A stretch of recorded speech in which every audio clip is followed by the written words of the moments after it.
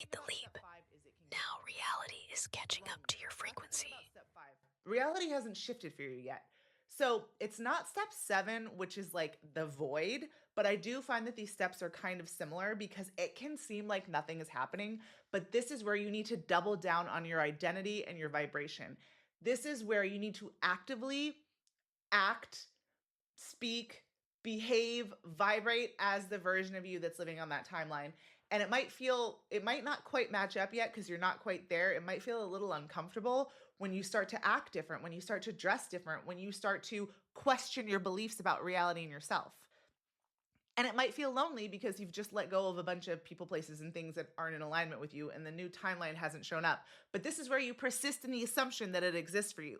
This is where you decide that because you already quantum leapt, you made the decision to quantum leap, you are going to collapse timelines and merge with that version of you that's living on that timeline.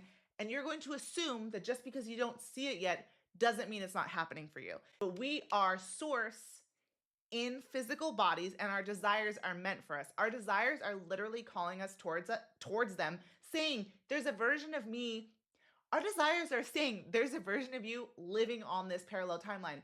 I believe our desires are echoes from those parallel versions of us saying, come join me, raise your vibrations, shift your beliefs, change your identity, start acting like me, start vibrating as me, and you will live on this timeline too.